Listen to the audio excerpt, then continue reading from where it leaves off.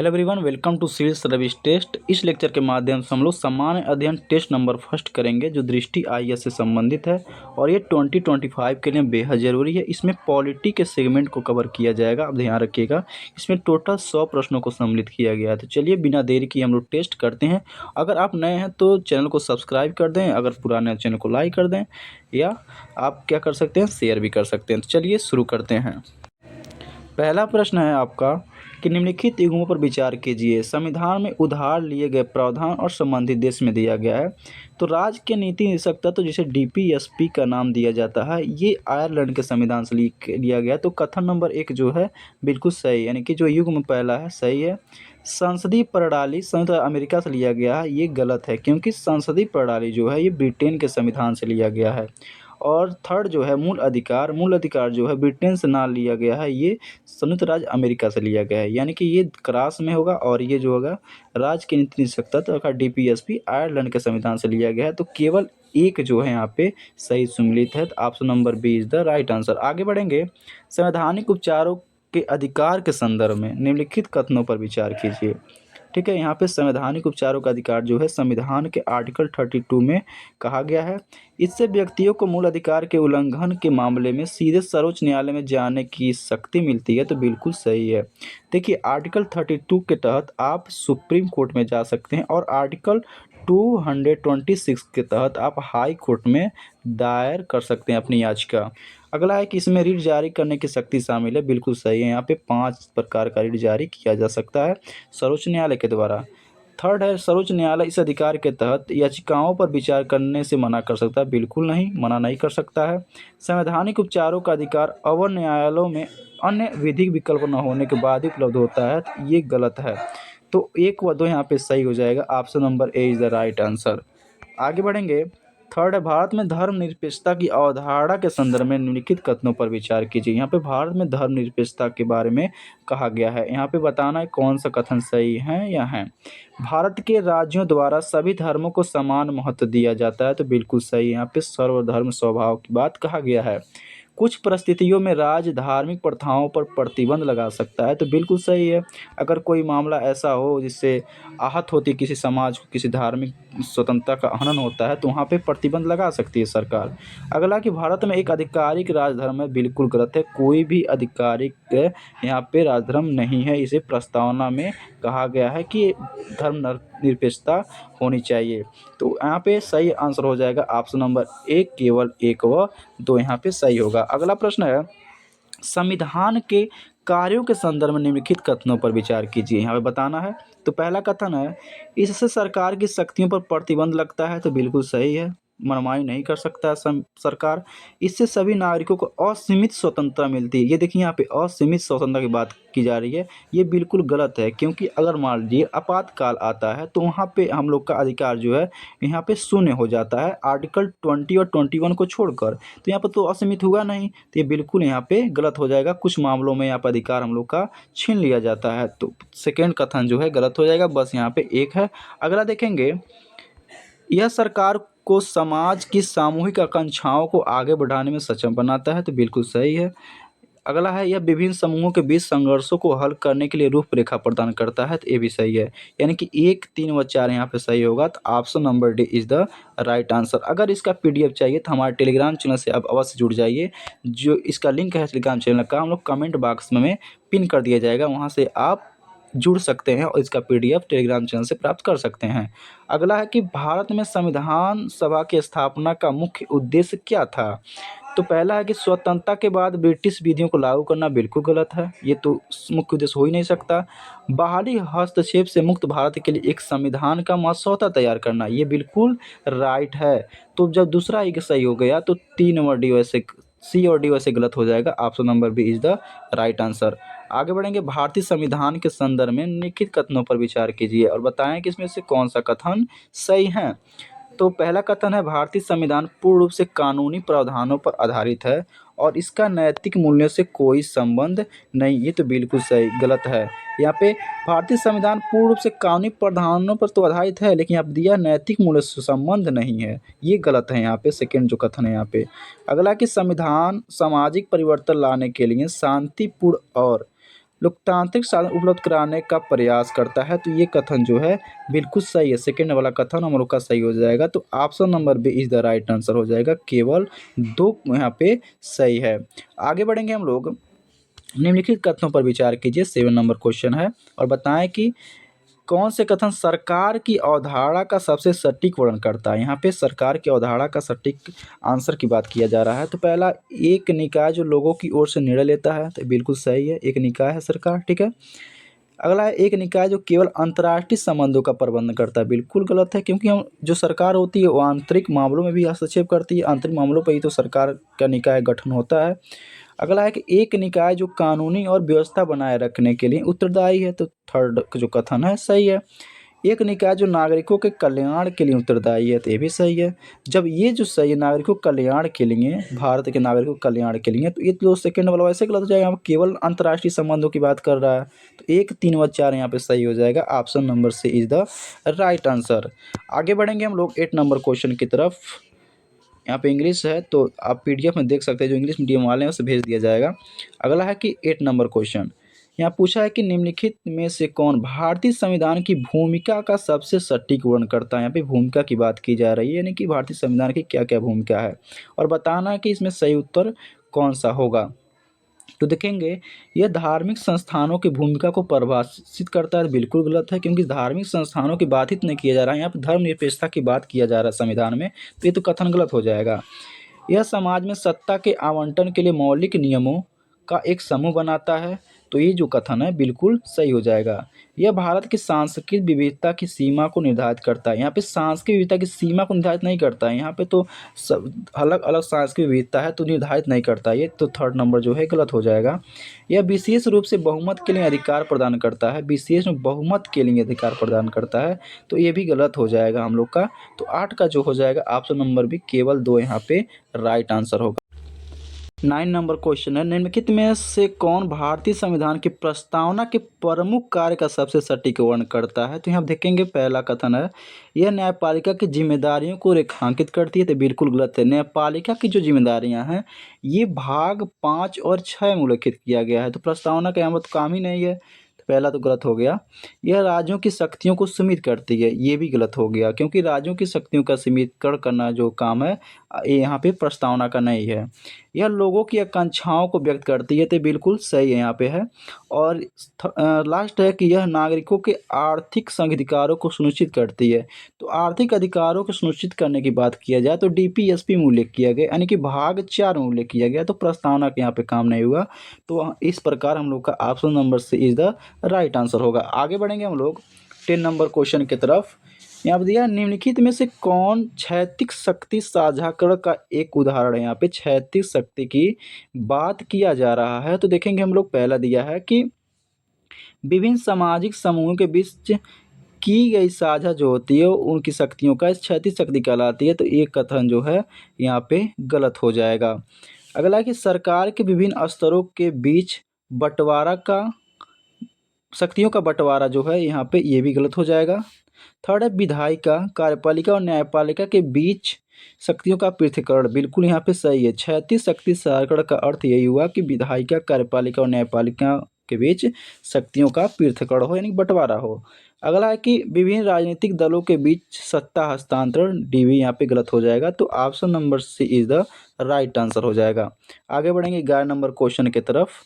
यहाँ पे कहा गया है कि निम्नलिखित में से कौन सत्ता के बंटवारे में दबाव समूहों की भूमिका का सबसे अच्छा वर्णन करता है। यहाँ पे दबाव समूहों की बात की गई है, तो पहला है कि ये निर्वाचित सरकारों को गिराने के लिए बड़े पैमाने पर विरोध प्रदर्शन आयोजित करके उनका खुलकर विरोध करते हैं, तो यहाँ पे गलत हो जाएगा। यहाँ पे खुलकर विरोध नहीं किया जा सकता है। वे चुनावी शक्ति के लिए चुनाव में भाग लेते हैं, देखिए वे चुनाव शक्ति के लिए चुनाव में भाग लेते हैं, जो दबाव समूह होते हैं चुनाव में भाग नहीं लेते हैं।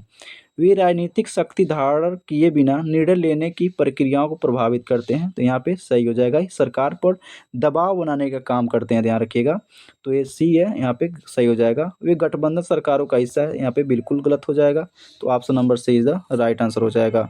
आगे बढ़ेंगे क्वेश्चन नंबर 12 की तरफ। यहाँ पे क्वेश्चन नंबर 12 कह रहा है कि मौलिक अधिकारों के संदर्भ में निम्नलिखित कथनों पर विचार कीजिए और यहाँ बताइए कि कौन सा कथन है यहाँ पे सही है या है।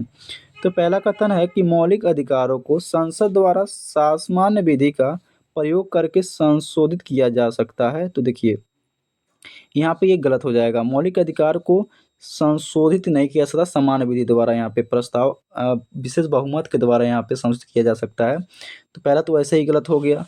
वे राज्य की कार्यवाही से सुरक्षित है और न्यायालय में परिवर्तनीय हैं। तो ये बिल्कुल सही है, ये न्यायालय में परिवर्तनीय है, ठीक है। अगला कि मौलिक अधिकार राज्य द्वारा लगाए गए उचित प्रतिबंधों के अधीन हो सकते हैं। तो ये भी कथन जो है यहाँ पे सही हो जाएगा। तो option number B is the right answer यहाँ पे हो जाएगा। अगला बढ़ेंगे हम लोग, भारत में रीट के संदर्भ में निम्नलिखित युग्मों पर विचार कीजिए और बताइए कि इसमें से कौन सा कथन सही है या है। 13 नंबर क्वेश्चन है। तो यहाँ देखेंगे हम लोग कि भारत में देखेंगे बंदी प्रत्यक्षीकरण, यहाँ पे देखेंगे गैर कानूनी रूप से हिरासत में लिए गए व्यक्ति को रिहा करना यहाँ पे कहा गया है। तो देखिए ये सही है, बंदी प्रत्यक्षीकरण में जो गैर कानूनी से भी हिरासत में अगर कोई व्यक्ति लिया जाता है तो उसको रिहा कर दिया जाता है। सेकेंड है परमादेश, यहाँ परमादेश अधीनस्थ न्यायालय को कार्रवाई रोकने का आदेश देना। तो देखिए ये जो हम लोग का जो कथन है यहाँ पे ये गलत हो जाएगा, ठीक है। आगे बढ़ेंगे, उत्प्रेषण किसी मामले को अधीनस्थ न्यायालय से उच्च न्यायालय में स्थानांतरित करना, ये जो कथन है 3rd नंबर ये सही है, में सही है। तो दूसरा गलत हो जाएगा। तो option number B is the right answer हो जाएगा, केवल एक व 3 यहाँ पे सही सुमेलित होंगे। आगे बढ़ेंगे, 14 नंबर क्वेश्चन देखेंगे, राज्य के नीति निदेशक तत्वों यानी कि डीपीएसपी के संदर्भ में निम्नलिखित कथनों पर विचार कीजिए और बताइए कि कौन सा कथन सही है या है। वे न्यायालयों द्वारा परिवर्तनीय है, ठीक है, ये गलत हो जाएगा, न्यायालयों द्वारा ये परिवर्तनीय नहीं है, ठीक है। उनका उद्देश्य कल्याणकारी राज्य की स्थापना करना है, तो बिल्कुल सही है, बी नंबर जो है यहाँ पे मतलब दूसरा कथन सही है। सभी स्थितियों में मौलिक अधिकारों पर इन्हें वरीयता मिल सकती है, तो ये भी गलत हो जाएगा कथन, ठीक है। तो 2 यहाँ पे सही हो जाएगा, अर्थात केवल सी यहाँ पे सही हो जाएगा, केवल 2। आगे बढ़ेंगे नेक्स्ट प्रश्न की तरफ, क्वेश्चन नंबर 15 की तरफ बढ़ेंगे हम लोग। तो क्वेश्चन नंबर 15 कह रहा है कि निम्नलिखित में से कौन सा निकाय भारत में अनुसूचित जातियों और अनुसूचित जनजातियों के लिए निर्वाचन क्षेत्रों के आरक्षण के लिए जिम्मेदार है, आप ध्यान रखिएगा। तो इसका राइट आंसर हो जाएगा परिसीमन आयोग, यहाँ पे इसके लिए ये जिम्मेदार है। अब आगे बढ़ेंगे हम लोग नेक्स्ट प्रश्न की तरफ। 16 नंबर क्वेश्चन दिया है कि भारतीय संविधान में भारत को राज्यों का संघ के स्थान पर राज्यों का परिसंघ क्यों कहा गया है, इसका रीजन बताना है। तो इसका रीजन हो जाएगा, शब्द संघ यह प्रदर्शित करता है कि राज्यों को संघ से अलग होने का अधिकार नहीं है, इसीलिए यहाँ पे प्रयोग किया गया। तो ऑप्शन नंबर ए तो ऐसे ही सही हो जाएगा, तो आगे बढ़ने की कोशिश नहीं करेंगे। आगे बढ़ेंगे हम लोग, 17 नंबर क्वेश्चन देखेंगे, निम्नलिखित में से किस राष्ट्र की प्रणाली अर्ध अध्यक्षीय है, यहाँ पे ध्यान रखिएगा, क्वेशी की बात किया जा रहा है, क्वेसी पार्लियामेंट की बात। तो देखिए इसका सही आंसर हो जाएगा ऑप्शन नंबर डी फ्रांस हो जाएगा यहाँ पे।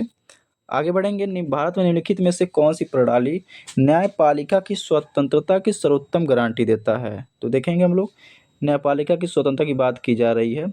तो पहला है कि न्यायाधीशों की नियुक्ति राष्ट्रपति द्वारा प्रधानमंत्री और संसद के दोनों सदनों के वरिष्ठ नेताओं के परामर्श से की जाती है, ये गलत हो जाएगा, इसमें प्रधानमंत्री का कोई काम ही नहीं होता है।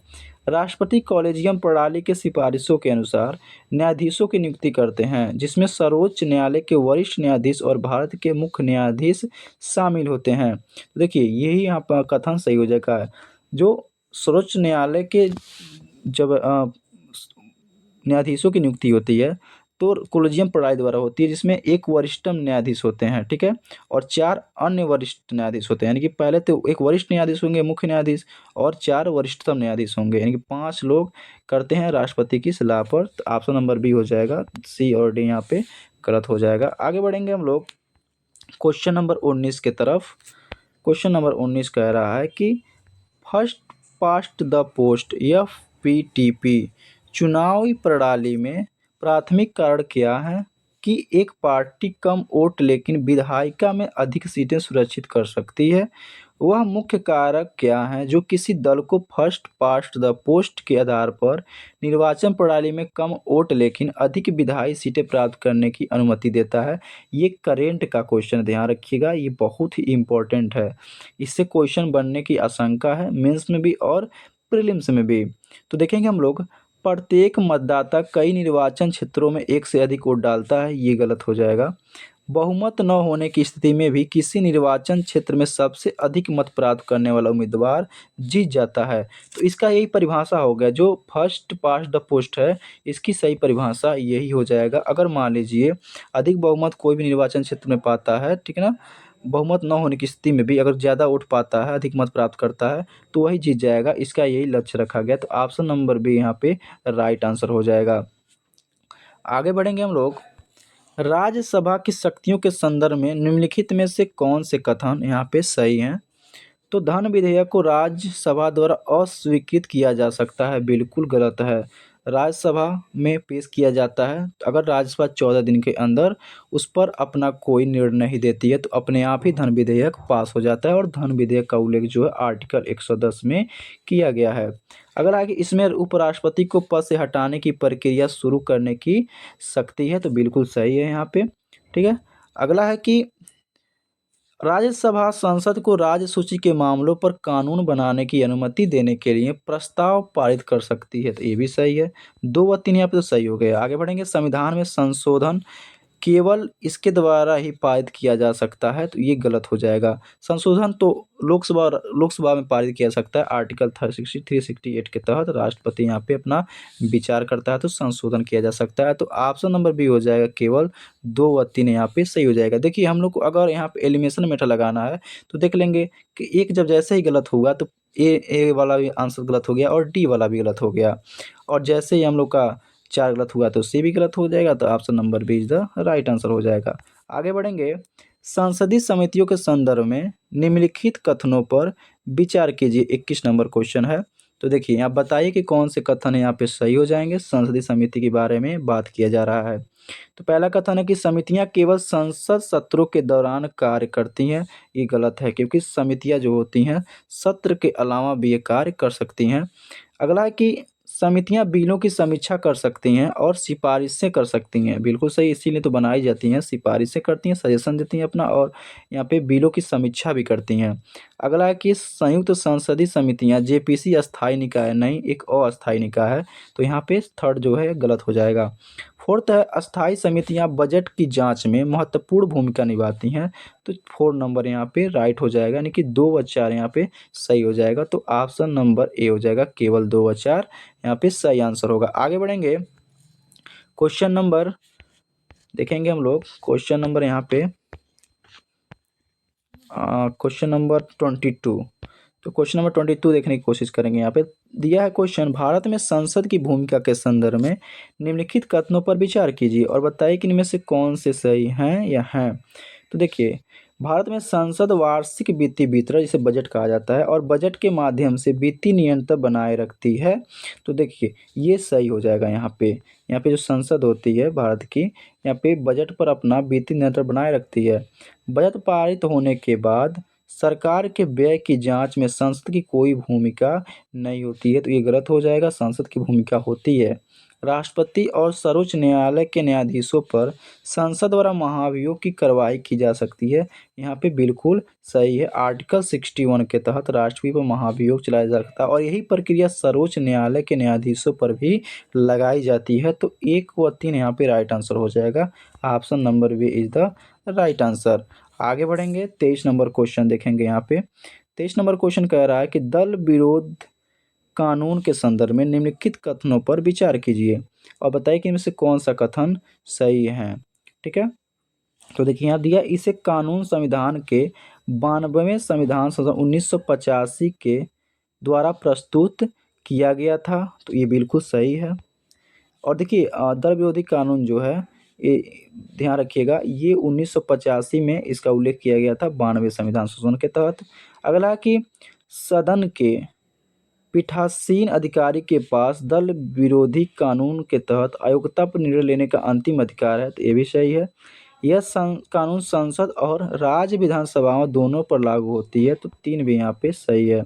पीठासीन अधिकारी का निर्णय न्यायिक समीक्षा के अधीन है, तो चौथा भी यहाँ पे सही हो जाएगा। तो ऑप्शन नंबर डी हो जाएगा। 1, 2, 3 और 4 यानी कि यहाँ पे सभी सही हो जाएंगे। अगला है कि 24 नंबर क्वेश्चन। 24 कह रहा है कि भारत में न्यायपालिका की स्वतंत्रता के संदर्भ में निम्नलिखित कथनों में से कौन सा कथन यहाँ पे सही है या है। देखिए ध्यान देंगे हम लोग, न्यायाधीश वेतन और भत्तों के लिए कार्यपालिका या विधायिका पर आर्थिक रूप से निर्भर नहीं होते हैं, तो यहाँ पे सही है पहला। अगला कि संसद न्यायाधीशों के आचरण पर तब भी चर्चा कर सकती है जब उनके निष्कासन की कार्यवाही नहीं चल रही हो, ये गलत है, यहाँ पे सेकंड है गलत हो जाएगा। सर्वोच्च न्यायालय के न्यायाधीशों को संसद में साधारण बहुमत से कदाचार या अक्षमता के आधार पर हटाया जा सकता है, तो तीसरा यहाँ पे ये गलत हो जाएगा। तो यहाँ पे सही राइट आंसर हो जाएगा, केवल एक यहाँ पे सही हो जाएगा। आगे बढ़ेंगे हम लोग, यहाँ पे देखेंगे केवल एक यहाँ दिया है, तो ऑप्शन नंबर सी में। 25 नंबर प्रश्न है कि भारत में प्रधानमंत्री की नियुक्ति के संदर्भ में निम्नलिखित कथनों में से कौन सा कथन सही है, यहाँ बताना है। तो पहला कथन है, यदि किसी भी दल को लोकसभा में स्पष्ट बहुमत प्राप्त नहीं होता है तो भारत का राष्ट्रपति प्रधानमंत्री को नियुक्ति करने के लिए अपने विवेक का प्रयोग कर सकता है, तो कथन एक जो है यहाँ पे सही हो जाएगा। अगला कि लोकसभा में बहुमत हासिल न होने पर राज्यसभा में सबसे बड़े दल के नेता को प्रधानमंत्री के रूप में नियुक्त किया जाता है, तो ये गलत हो जाएगा। राज्यसभा की यहाँ बात किया जा रहा है, तो यहाँ पर राज्यसभा कोई काम ही नहीं है। प्रधानमंत्री को नियुक्ति के पश्चात लोकसभा के पटल पर अपना बहुमत साबित करना होता है, ये सही है थर्ड नंबर। अगला कि यदि लोकसभा में किसी भी दल को बहुमत नहीं मिलता है तो भारत के प्रधानमंत्री को लोगों द्वारा प्रत्यक्ष चुना जाता है, तो यहाँ पे ये गलत हो जाएगा, चौथा गलत हो जाएगा। तो यहाँ पे सही हो जाएगा 1 व 3। ऑप्शन नंबर यहाँ पे देखेंगे कौन सा है, तो ऑप्शन नंबर ए दिख रहा है कि यहाँ पे 1 व 3 यहाँ पे सही हो जाएगा।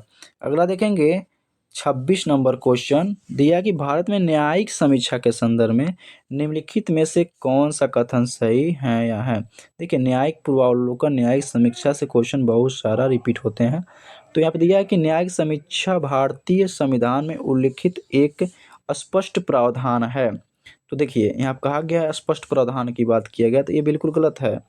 अगला कि न्यायपालिका उन कानूनों को रद्द कर सकती है जो केंद्र और राज्य के बीच शक्ति के पृथक्करण का उल्लंघन करते हैं, तो ये सही है, सेकेंड नंबर सही है। अगला कि सर्वोच्च न्यायालय कानूनों की समीक्षा तभी कर सकता है जब वे मौलिक अधिकारों का उल्लंघन करते हो, यहाँ पे गलत हो जाएगा क्योंकि सिर्फ मौलिक अधिकारों को उल्लंघन की बात नहीं कर सकता सर्वोच्च न्यायालय, और सारी उसकी काम होती हैं।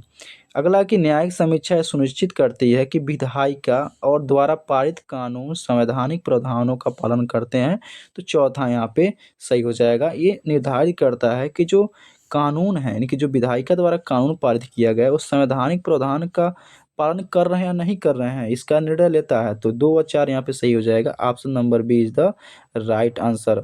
आगे बढ़ेंगे 27 नंबर क्वेश्चन की तरफ। 27 नंबर क्वेश्चन देखेंगे दिया है कि भारत में न्यायपालिका की संरचना और अधिकार क्षेत्र के संदर्भ में निम्नलिखित कथनों पर विचार कीजिए। पहला कथन है कि सर्वोच्च न्यायालय के पास मामलों को एक उच्च न्यायालय से दूसरे उच्च न्यायालय में स्थानांतरित करने का अधिकार है। देखिए यहाँ दिया है कि सर्वोच्च न्यायालय के पास मामलों को एक उच्च न्यायालय से दूसरे उच्च न्यायालय में स्थानांतरित करने का अधिकार है, तो यहाँ देखिए ये सही हो जाएगा अपना। अगला कि जिला अदालतें मुख्य रूप से गंभीर आपराधिक अपराधों से संबंधित मामलों की सुनवाई के लिए जिम्मेदार है, तो ये भी सही है। अगला कि उच्च न्यायालयों के पास मौलिक अधिकारों को बहाल करने के लिए रिट जाने की शक्ति है, रिट जारी करने का, तो ये भी सही है क्योंकि जो उच्च न्यायालय होते हैं यानी कि हाई कोर्ट होते हैं आर्टिकल 226 के तहत रिट जारी कर सकते हैं। फोर्थ नंबर जो हम लोग का स्टेटमेंट है देखेंगे, सर्वोच्च न्यायालय अपने अपीली अधिकार क्षेत्र के तहत राज्यों के बीच विवादों की प्रत्यक्ष सुनवाई कर सकता है, तो ये गलत हो जाएगा। ठीक है, पहले हाई कोर्ट में जाता है प्रत्यक्ष रूप से, यहाँ पे सीधे सर्वोच्च न्यायालय में नहीं जा सकते हैं, तो ऑप्शन नंबर सी हो जाएगा, केवल 1, 2 व 3 यहाँ पे सही हो जाएगा। आगे बढ़ेंगे 28 नंबर प्रश्न देखेंगे। अब 28 नंबर प्रश्न कर रहा भारत में न्यायिक सक्रियता के संदर्भ में निम्नलिखित कथनों में से कौन सा कथन सही है, एक कूट करके बताना है कि कौन सा कथन सही हो जाएगा। दिया है कि जनहित याचिका उन व्यक्तियों को अनुमति देती है जो प्रत्यक्ष तौर पर पीड़ित नहीं हैं, उन लोगों की ओर से मामले दर्ज करने की अनुमति देते हैं जिनके अधिकारों का उल्लंघन किया जाता है। तो न्यायिक सक्रियता का अर्थ यही है, तो एक यहाँ पे सही हो जाएगा। अगला कि न्यायिक सक्रियता न्यायपालिका को प्रतिबंधों के बिना विधायिका और कार्यपालिका के कार्यों में हस्तक्षेप करने की अनुमति देती है। ये गलत हो जाएगा, क्योंकि न्यायिक सक्रियता जो है यहाँ पे प्रतिबंध लगा के ही हस्तक्षेप करने का अनुमति देता है, ध्यान रखिएगा। अगला कि भारत में न्यायिक सक्रियता ने मौलिक अधिकारों को उनके पारंपरिक दायरे से परे विस्तारित किया है, तो थर्ड यहाँ पे सही हो जाएगा। अगला कि जनहित याचिका के मामले समाचार पत्रों की रिपोर्टों या संबंधित नागरिकों द्वारा न्यायालय को भेजे गए पत्रों पर आधारित हो सकते हैं, तो फोर्थ यहाँ पे सही हो जाएगा। और पूछा यहाँ पे कौन सा सही है, तो ऑप्शन नंबर ए हो जाएगा, केवल 1, 3 और 4। आगे बढ़ेंगे 29 क्वेश्चन देखेंगे। यहाँ पे एसेशन और रीजनिंग का क्वेश्चन दिया है, ठीक है, रीजन का ध्यान रखेंगे।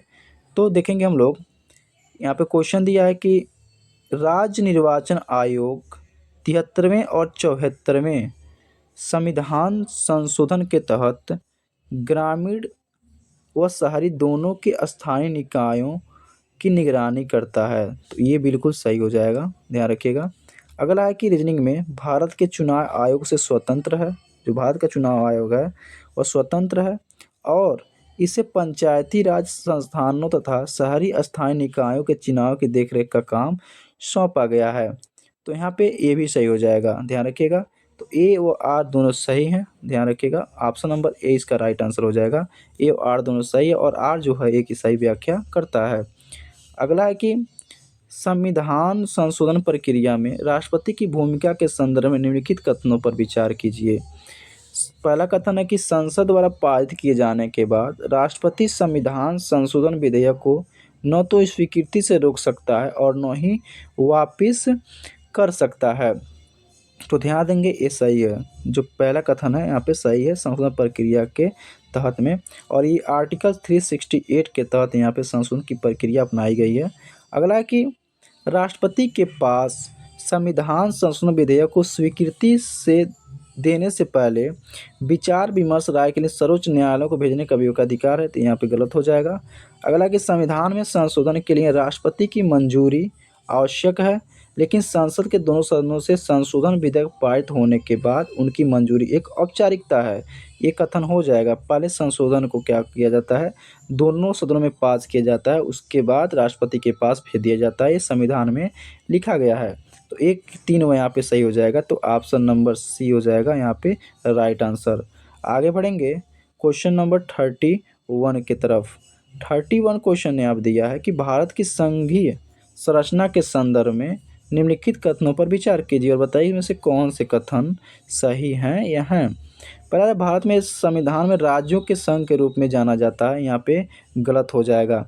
यहाँ भारतीय संविधान में राज्यों के संघ के रूप में नहीं जाना जाता है। भारतीय संविधान के अनुच्छेद 1 में कहा गया है कि राज्यों का संघ के रूप में नहीं बल्कि राज्यों का संघ के रूप में वर्णित करता है, राज्य नहीं, यहाँ पे ध्यान रखिएगा।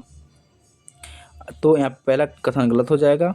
अगला है कि केंद्र और राज्यों के बीच शक्तियों का विभाजन 3 सूचियों पर आधारित होता है, संघ, राज्य और समवर्ती, तो यहाँ पे ये सही हो जाएगा। संविधान संघीय संसद द्वारा राज्य की सीमाओं में एक तरफा परिवर्तन की अनुमति देता है, तो यहाँ पे थर्ड नंबर सही हो जाएगा। तो option number B is the right answer, केवल 2 और 3। आगे बढ़ेंगे क्वेश्चन नंबर 32 के तरफ। यहाँ दिया निम्नलिखित कथनों पर विचार कीजिए और यहाँ बताना है कि कौन सा कथन सही है। यहाँ पे क्योंकि यहाँ पर असर्शन और रीजनिंग वाला क्वेश्चन दे दिया है, स्टेटमेंट वाला, तो देखिए यहाँ आप देखेंगे पहला कथन है कि सांस्कृतिक और भाषाई पहचान को प्रतिबिंबित करने के लिए स्वतंत्रता के बाद भारत में भाषाई राज्यों का गठन किया गया था, तो बिल्कुल सही है। सांस्कृतिक और भाषाई पहचान को बनाए रखने के लिए यहाँ पे भाषाई राज्यों का गठन किया गया था, ठीक है, तो पहला कथन सही हो जाएगा। भाषाई आधार पर राज्यों के पुनर्गठन से लोगों को अपनी मूल भाषाओं में शासन करने की अनुमति मिली, जिससे सरकार और लोगों के बीच बेहतर संचार सुनिश्चित हुआ, ये कथन भी सही हो जाएगा। तो option number A is the right answer हो जाएगा। कथन 1 और 2 दोनों सही हैं तथा कथन 2 जो है 1 की व्याख्या करता है। आगे बढ़ेंगे 33 नंबर क्वेश्चन की तरफ। तो यहाँ कह रहा है 74वें संवैधानिक संशोधन अधिनियम 1992 के संदर्भ में निम्नलिखित कथनों पर विचार कीजिए। ठीक है, और इसमें बताना कि कौन से कथन सही हैं या हैं। तो इसमें शहरी क्षेत्रों में नगरपालिकाओं की स्थापना का प्रावधान है तथा जनसंख्या के आधार पर उन्हें 3 प्रकारों में वर्गीकृत किया गया है। तो कथन 1 जो है यहाँ पे सही हो जाएगा। अगला कि यह सभी नगरपालिकाओं के सदस्यों के लिए प्रत्यक्ष चुनाव का प्रावधान करता है, जबकि नगर पालिकाओं के अध्यक्षों के लिए चुनाव प्रत्यक्ष अप्रत्यक्ष हो सकते हैं। तो सेकेंड क्वेश्चन है यहाँ पे, यानी कि सेकेंड स्टेटमेंट भी सही है। अगला कि प्रत्येक नगर पालिका में आधी सीटें महिलाओं के लिए आरक्षित होनी चाहिए, जिनमें अनुसूचित जाति और अनुसूचित जनजाति की महिलाओं के लिए आरक्षित सीटें भी शामिल होंगी। तो कथन जो 3 है यहाँ पे गलत हो जाएगा। ठीक है, यहाँ पे महिलाओं के लिए जो है 50% की बात नहीं की गई है, यहाँ पे 33% की बात की गई है। तो थर्ड वैसे गलत हो जाएगा। नगर पालिकाओं को आर्थिक विकास और सामाजिक न्याय के लिए योजनाएं तैयार करने का अधिकार दिया गया है और उन्हें 12वीं अनुसूची में सूचीबद्ध कार्य सौंपे गए हैं। तो 4 यहाँ पे सही हो जाएगा, यानी कि 1, 2 व 4 यहाँ पे राइट आंसर हो जाएगा। तो देखेंगे कौन सा ऑप्शन हो जाएगा। तो यहाँ पे नेक्स्ट स्लाइड पे दिया है, तो ऑप्शन नंबर सी दिया है कि 1, 2 और 4 यहाँ पे राइट आंसर हो जाएगा और सही पूछा ही था। आगे बढ़ेंगे, संवैधानिक संशोधन प्रक्रिया में राष्ट्रपति की भूमिका के संदर्भ में निम्नलिखित कथनों पर विचार कीजिए और बताइए कि इनमें से कौन सा कथन यहाँ पे सही है या है। तो पहला दिया है कि जब कोई संवैधानिक संशोधन विधेयक संसद के दोनों सदनों द्वारा विशेष बहुमत से पारित किया जाता है और राष्ट्रपति इसके प्रावधानों वास्तु से असहमत होकर इसे पुनर्विचार के लिए संसद को वापस भेज सकता है, ये गलत है। ठीक है, विशेष बहुमत वाली जो भी होती हैं पारित किया जा सकता है, तो वह संसद को वापस नहीं भेज सकता असहमत होकर, ध्यान रखिएगा। अगला कि राष्ट्रपति किसी संवैधानिक संशोधन विधेयक पर सहमति रोक सकता है यदि विधेयक को राज्य विधानसभाओं को अपेक्षित संख्या द्वारा अनुमोदित नहीं किया गया है। तो ये भी कथन गलत हो जाएगा, यानी कि 1 व 2 यहाँ पे गलत हो जाएगा। तो 9 तो 1, 9 ही 2 यहाँ पे option number D is the right answer हो जाएगा। आगे बढ़ेंगे 35 नंबर क्वेश्चन की तरफ। 35 नंबर क्वेश्चन है व्यक्तिवाद और सामाजिक न्याय के प्रति भारतीय संविधान के दृष्टिकोण के संदर्भ में निम्नलिखित कथनों पर विचार कीजिए। क्वेश्चन पढ़ेंगे, व्यक्तिवाद और सामाजिक न्याय के प्रति बताना है क्या कहा गया है भारतीय संविधान में। तो यहाँ पे देखिए पहला कथन है कि भारतीय संविधान व्यक्तिगत स्वतंत्रता का समर्थन करता है, लेकिन सभी परिस्थितियों में व्यक्तिगत अधिकारों पर समुदाय आधारित अधिकारों को प्राथमिकता देता है। तो यहाँ पे वैसे ही गलत हो जाएगा, क्योंकि भारतीय संविधान जो है व्यक्तिगत स्वतंत्रता की बात नहीं करता है, सामाजिक स्वतंत्रता की बात करता है, इसमें आर्थिक न्याय और राजनीतिक परिवर्तन की बात करता है। तो पहला जो कथन है यहाँ पर वैसे ही गलत हो गया। अगला कि संविधान सामाजिक न्याय के उपायों के रूप में सकारात्मक कार्यवाही को समाहित करता है, जिससे यह सुनिश्चित होता है कि ऐतिहासिक रूप से वंचित समुदाय अपने व्यक्तिगत अधिकारों का प्रभावी ढंग से उपयोग कर सकें। तो सेकंड स्टेटमेंट तो सही है। अगला स्टेटमेंट है भारतीय संविधान का उदारवाद व्यक्तिगत स्वायत्तता के साथ साथ सामूहिक कल्याण, यहाँ ध्यान रखिएगा कि सामूहिक कल्याण की बात कर रहा है, पर बल देकर शास्त्रीय पश्चिमी उदारवाद से अलग है। तो थर्ड स्टेटमेंट भी यहाँ पे सही हो जाएगा। यहाँ पूछा है कि कौन सा यहाँ पे कथन सही हो जाएगा, तो देखेंगे 2 व 3 यहाँ पे सही हो जाएगा। ऑप्शन नंबर यहाँ पे सही हो जाएगा बी।